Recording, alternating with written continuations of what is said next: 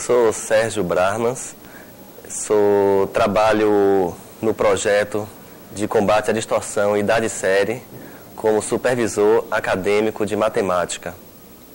Faço um trabalho com os professores que atuam nesse projeto no sentido de estimular o aluno ao estudo da matemática, ao melhor aproveitamento em sala de aula. E esse projeto busca, acima de tudo, regularizar as distorções que existem na idade e série em relação a esses alunos. Eu estou aqui com o professor Borges, com os alunos da Escola Pau da Lima, com os alunos Lindiane e José Newton. E eles vão apresentar um projeto que foi feito em sala de aula com efeitos bastante positivos. De acordo com a dificuldade do aluno, eu fiz um projeto para minimizar as dificuldades na escola pública. Esse projeto eu recorri às dobraduras de papel, baseado basicamente nas geometrias dobraduras do livro Menes. Com esse trabalho, o aluno teve a oportunidade de sanar dúvidas, principalmente com conceitos de perímetro, área, volumes, diagonais, ponto médio, mediatriz, baricentro, incentro, ortocentro, figuras relativas. E o conceito primitivo nos livros torna muito vago e maçante. E a prática faz com que ele visualize mais e acabe fixando os conceitos. Nesta aula que apresento, vou construir os poliedros, que são sólidos geométricos, e todos os seus lados normalmente são polígonos, como triângulos, quadriláteros, pentágonos, etc., que serão construídos através de papel cartão, por sugestões, 22 centímetros por 22 centímetros de forma quadrada. Com essa peça vamos construir um triângulo equilátero em que cada lado são construídos por um bolso.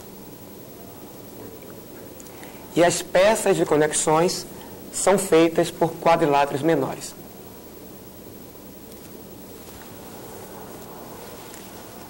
Então vamos à aula. Primeiramente, pegamos um papel quadrangular e achamos o ponto médio de um dos lados. Para isso, como a figura é regular, você une dois vértices, você encontrará o ponto médio. Aí nós vincamos para facilitar o encaixe. Então, nesse primeiro momento, eu trabalhei com o aluno mostrando a área de figuras e além de conceitos como frações. Observe que a folha do quadrado representa uma unidade. E quando você tira o ponto médio de dois lados, você transformou em dois retângulos esse quadrado. Portanto, é fácil a compreensão que essa unidade foi dividida em duas metades. Portanto, a divisão de um inteiro por a metade, vamos encontrar duas partes. E relembrei também para eles que o ponto médio de dois lados não consecutivos unidos torna uma linha conhecida como uma linha, uma reta paralela em relação a esse lado, ou uma reta perpendicular a esse lado. No segundo momento, peguei um vértice desse e fiz a projeção desse ponto, passando pela uma bissetriz, e esse ponto tangenciando a esse ponto médio. É uma bissetriz, professor. Lembrando. O aluno que não tem conceito de bissetriz, ele vai notar que se considerar essa região, um ângulo, essa linha que parte do vértice desse ângulo e o divide em dois ângulos de mesma medida, isso é chamada de bissetriz. Então, essa linha é a bissetriz deste ângulo. No terceiro momento,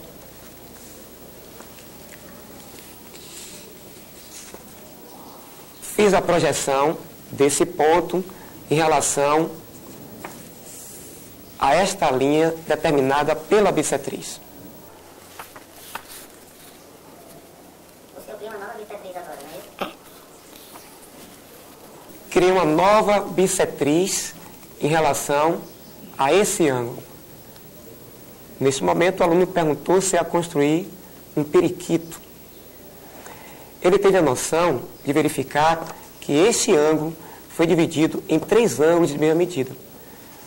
Como o aluno já tem a noção de ângulo reto, que é um ângulo que mede 90 graus, e esses 3 ângulos são idênticos, cada ângulo desse mede 30 graus.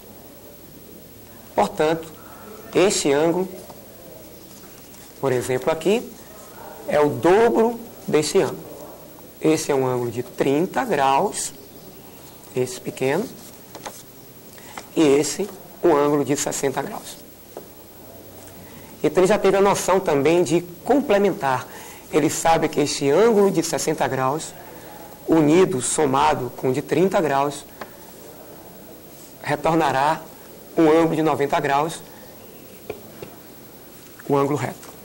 Então, complementar é o ângulo que, adicionado com outro, resulta no ângulo reto. No quarto momento, ficamos com a figura nesta posição. Pegamos o mesmo processo apenas nesse vértice, traçamos uma bissetriz. Só que essa bissetriz passará por esse ponto imaginário.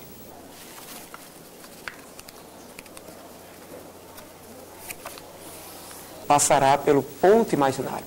Esse ponto imaginário, considerando aqui um triângulo pelo fundo, nós notamos que é o encontro das 3 bissetrizes.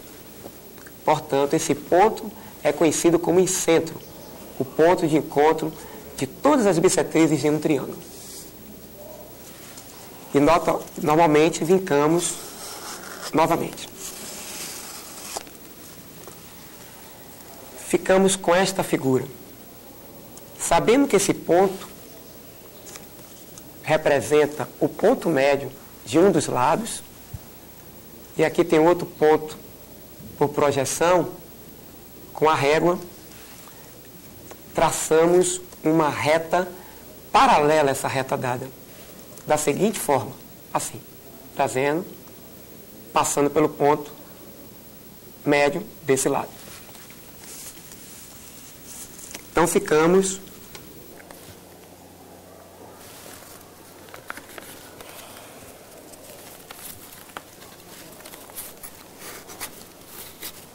com a figura nesta posição. Mas para montarmos, devemos deixar nesta posição. O aluno aprendeu também que essa figura tem 4 lados. É um quadrilátero conhecido como trapézio. Esse trapézio, observamos que ele tem 2 lados de mesma medida e 2 lados paralelos. Esse trapézio é conhecido como trapézio isósceles. Pronto. Mais um passo. Temos a figura nessa posição e tem uma aba sobrando aqui. Esta aba nós dobramos para esta posição.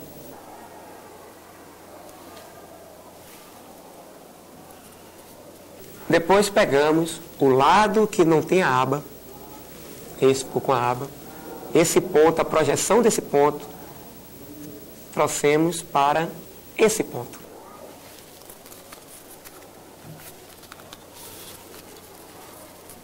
Aí a figura formou outro quadrilátero que ele foi aprendendo, conhecido como losango. 4 lados de mesma medida. E por fim, para achar o nosso triângulo equilátero, pegamos toda essa região que está com a aba, que aqui já tem um bolso, nós transferimos toda essa região, que é esse triângulo, para o interior desse bolso.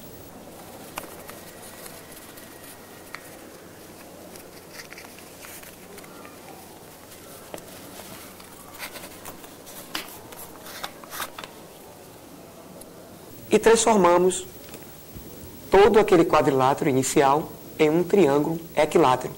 É especial porque ele tem 3 bolsos. Logo, facilita a conexão em cada um dos seus lados. Note, para construirmos o nosso poliedro, esse triângulo equilátero no final do processo tem que apresentar 3 bolsos. 1 bolso, 2 bolsos e, por fim, 3 bolsos. Construímos um triângulo equilátero onde o aluno não perde o conceito de bissetriz, porque ficou um vinco em um de seus vértices.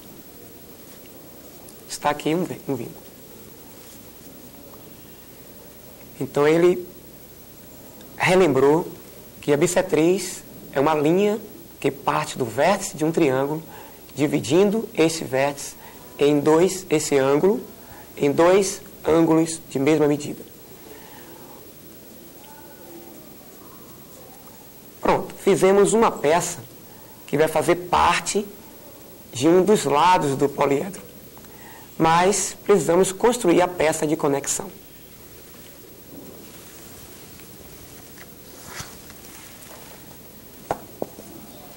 Tudo partiu desse quadrilátero de dimensões 22 por 22 centímetros por sugestão. Para fazer a peça de conexão, nós dividimos esse quadrilátero em 4 quadriláteros congruentes de mesma medida. Da seguinte forma, achamos um ponto médio entre 2 lados não consecutivos,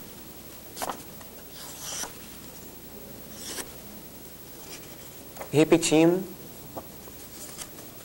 para os outros 2 lados.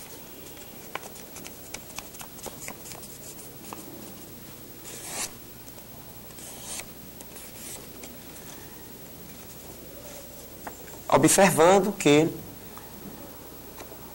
esse quadrilátero anterior ficou dividido em 4 quadriláteros menores. Esses quadriláteros menores, eu fiz anotação para eles, relembrando que uma partezinha dessa, que eu retirei daqui, representa 1/4 do todo. Porque essa parte inteira representa a unidade, e uma parte dessa daqui, como essa unidade foi dividida em 4, uma parte representa 1/4. Porque essa parte, uma dela, cabe 4 vezes aqui. Por isso que é 1/4. Retirando uma dessas partes, ficaremos com a parte dessa. Então, a peça de conexão, que por medidas foi igualzinha a essa, fizemos um processo idêntico. Tiramos o ponto médio em apenas entre 2 lados não consecutivos, transformamos em 2 retângulos menores, e cada vértice do quadrilátero trouxemos para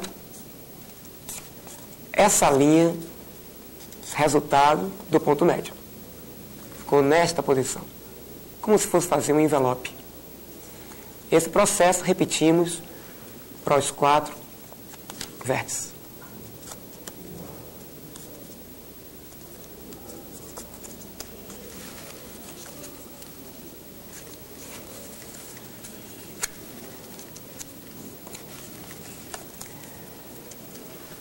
Achamos nosso quadrilátero.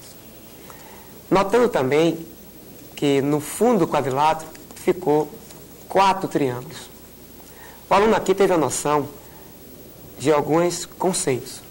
Primeiro, que no fundo, onde temos nosso quadrilátero, temos uma linha que liga 2 vértices não consecutivos.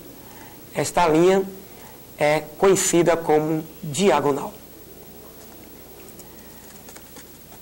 Fechando, observamos também que esse quadrilátero foi dividido em 4 triângulos. Então, se cada quadrilátero deste representa unidade, cada triângulo deste representa 1/4. Olhando o fundo dessa figura, a diagonal divide este quadrado em 2 triângulos. Portanto, cada triângulo representa a metade deste quadrado.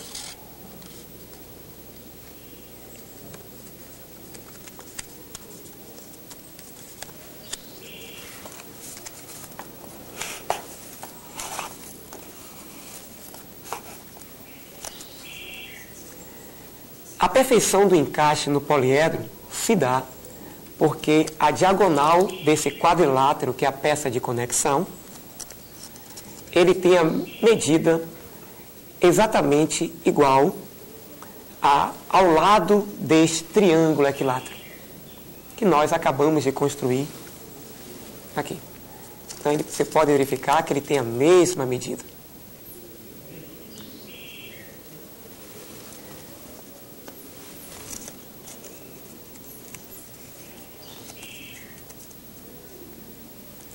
Então, com essas 2 medidas prontas, essas 2 figuras planas prontas, o quadrado e o triângulo equilátero, nós vamos construir peças, figuras espaciais. Essas são figuras planas. Nós vamos transformar em figuras espaciais, conhecidas como sólidos geométricos.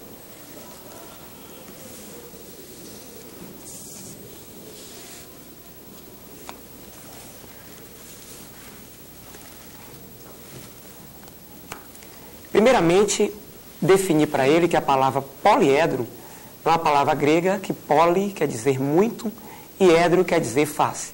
Então, é uma figura geométrica dotada de várias faces. E cada face dessa figura serão polígonos. Triângulos, quadriláteros, pentágonos, inúmeros polígonos. Então, vamos construir um poliedro.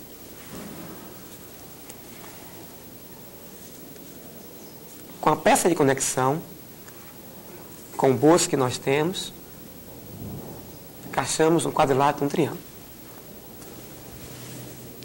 Outra peça de conexão, vamos formar outra região.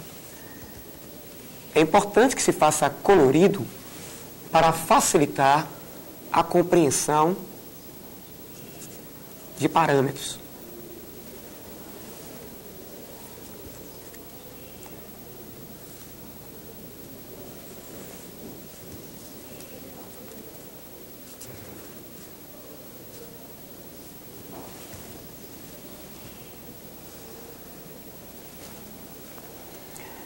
Esta é uma figura plana, mas à medida que nós, com a ajuda da peça de conexões e geometria dobradura, podemos transformar em figuras espaciais.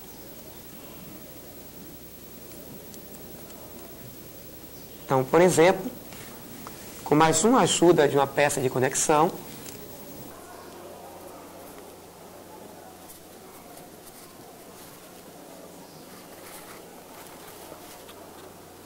podemos ter uma pirâmide, que é uma figura espacial.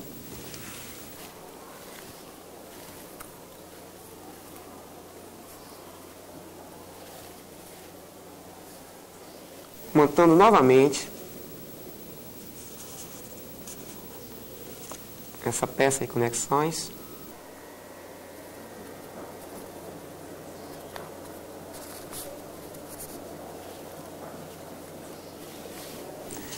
Podemos ter várias figuras. Apenas estou representando duas pirâmides diferentes.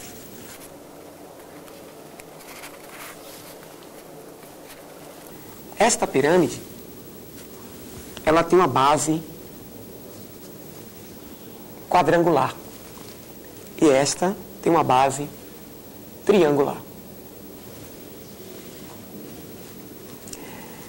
Esta pirâmide que tem a base triangular, nós podemos fechar, produzir uma tampa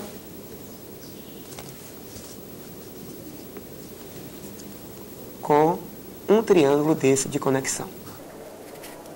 Qual é a diferença da base quadrangular e triangular em relação à matemática? A diferença básica entre uma pirâmide base triangular e quadrangular é justamente a base. A base da triangular é formada por uma figura geométrica chamada triângulo. E a quadrangular é formada pela uma figura geométrica quadrilátero, normalmente quadrado. Então você tem uma figura geométrica fechada em que todos os seus lados são triângulos. E é um sólido geométrico. Esse sólido geométrico é conhecido como tetraedro. É uma pirâmide de base triangular e todas as suas faces são triangulares também. O aluno aprendeu aqui um conceito novo de face. Face é a região delimitada por uma figura desta. O encontro entre duas faces é representada por uma linha, onde está aqui em verde, em destaque. Esta linha une duas faces. Essa linha é conhecida como aresta. Cada quina desta é conhecida como vértice do poliedro. Então, esse poliedro, relembrando, chama-se tetraedro.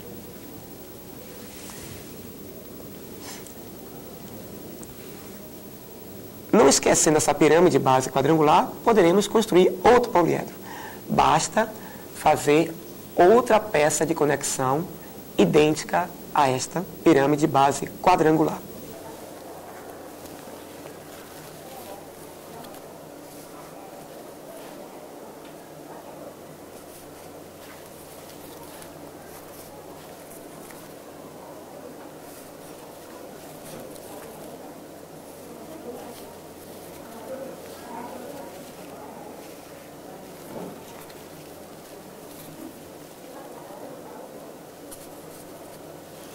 Nós, para montarmos a figura de base quadrangular, que é essa pirâmide de base quadrangular, é necessário que forme duas figuras planas, dois paralelogramos, que serão unidos por uma peça de conexão, formando quase um V.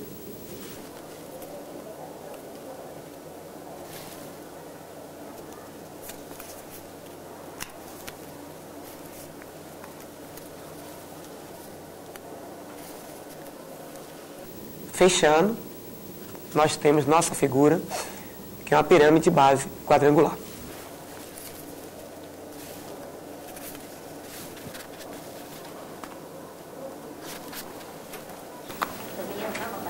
Essa figura de base quadrangular, montada com esta mesma figura de base quadrangular, você forma um sólido.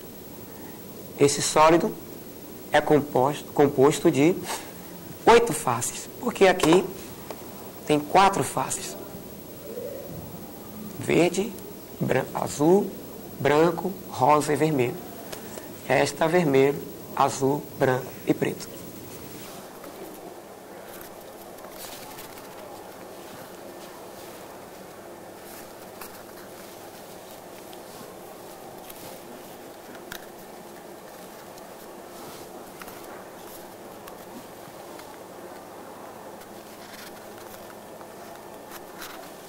Não esqueça das peças de conexões.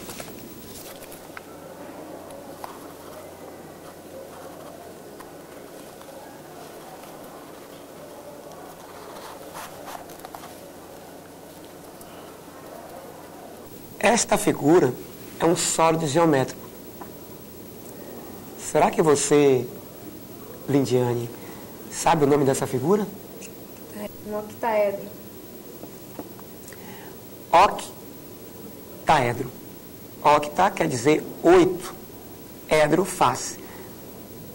Notando, tem 8 faces. 1, 2, 3, 4, 5, 6, 7, 8. Então, octaedro é um sólido geométrico, um poliedro, que apresenta 8 faces. E, necessariamente, essas faces são triangulares. José Newton, você sabe o nome dessa quina? Vértice. Um vértice. Você sabe o nome da linha que divide duas faces não consecutivas? Aresta. Aresta. Então, você já aprendeu o conceito de aresta. É uma linha que divide, separa duas faces em uma figura geométrica. Para contarmos o número de arestas em uma figura, não é tão difícil. Observe que esse octaedro ele tem 8 faces triangulares. E cada aresta participa, ela é comum em 2 faces triangulares. Esta aresta verde, ela participa da face vermelha e a face preta. Portanto, ela é comum. Nós não deveríamos contar 2 vezes. Então, para descobrir quantas arestas temos em um poliedro, nós pegamos, se tiver face triangular, multiplicamos o número de faces, 8, vezes 3, que é 24, e dividimos por 2, que vai dar 12, para não contarmos 2 vezes a mesma aresta. Logo, teremos 8 vezes 3, 24, dividido por 2, 12 arestas. E é fácil verificarmos isso.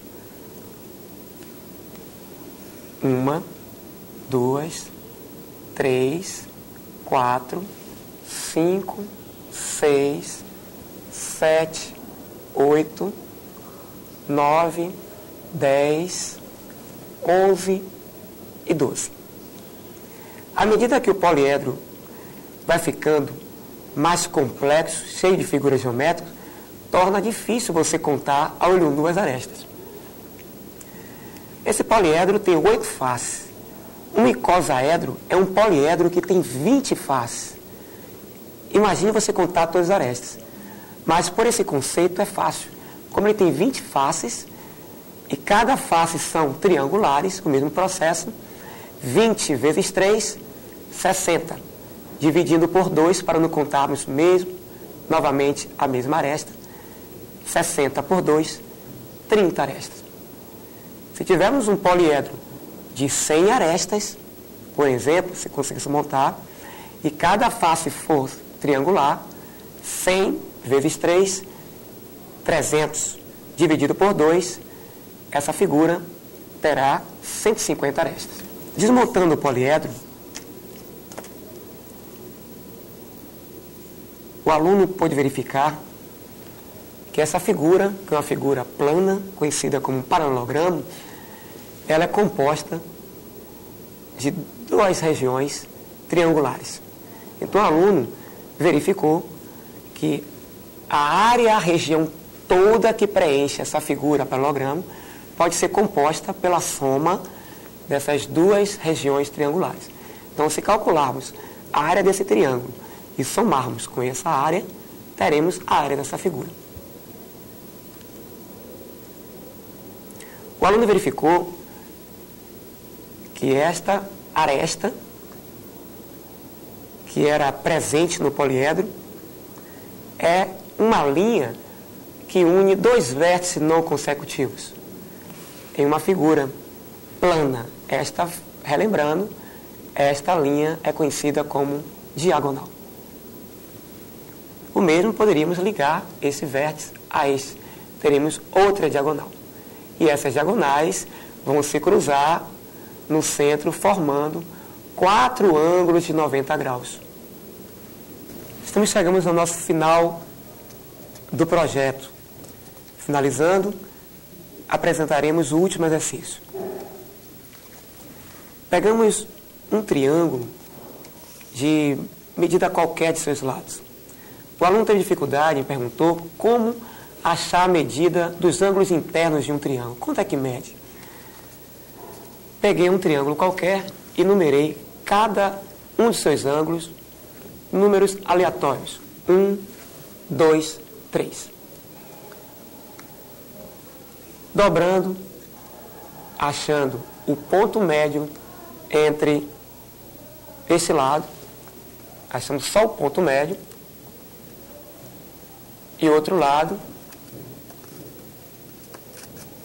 então achamos um ponto médio.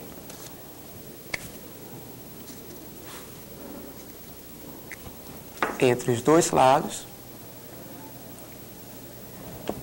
e dobrando nessa posição, formando uma figura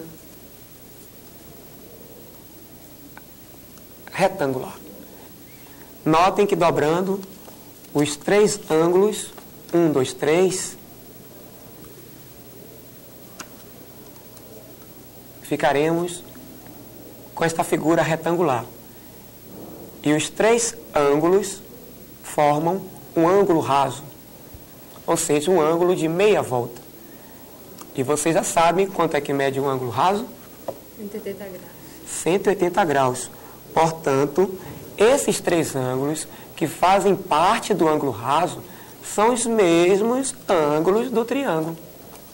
Portanto, quanto é que mede a soma dos ângulos internos em um triângulo qualquer? 180 graus.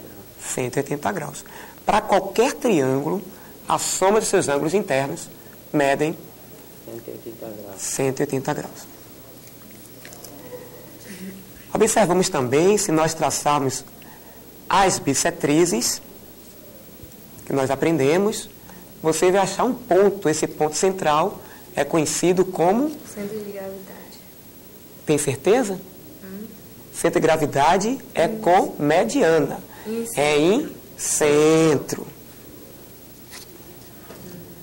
Agora, esse ponto que é feito pelas medianas, que participa de um ponto médio até um vértice, esse ponto é conhecido como centro de gravidade ou baricentro. Por que é centro de gravidade?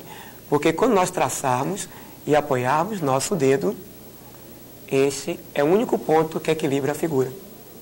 Portanto, é conhecido como centro de gravidade ou baricentro no triângulo. Bom, gente, gostaria de saber a opinião pessoal de vocês sobre o nosso trabalho. E Diane? Para mim foi muito bom, na aula de matemática mesmo, os meninos batiam o sino, a matemática saía. Aí nessa aula não, mas eles ficaram, prestaram mais atenção, participaram mais do que a gente, E hoje eu sei o que é bissetriz, incentro, mediatriz, sei que bico significa baricentro, incentro, circuncentro, otocentro. Aprendi a medida dos ângulos, então isso foi muito bom para mim. Hoje, se me perguntar o que é bissetriz, eu não vou ficar no ar. Então, eu gostei muito, espero que continue, porque estimula mais os alunos e muito legal mesmo. Gostei muito. E você, José Nilton? O que é que você achou? Na minha opinião, graças a Deus, eu passei muita dificuldade em aprender esses assuntos aqui que o professor Borges passou. E tinha muita dificuldade, e hoje em dia o professor me deu uma grande força para continuar com esse trabalho. E graças a Deus já sei o que é mediatriz, bissetriz e etc. E agradeço muito esse professor aqui. Eu me sinto muito útil e estou disposto sempre a ajudá-los. Meu telefone, se você precisar para qualquer dúvida, é 071 9994 5093. Muito obrigado a todos e até a próxima oportunidade.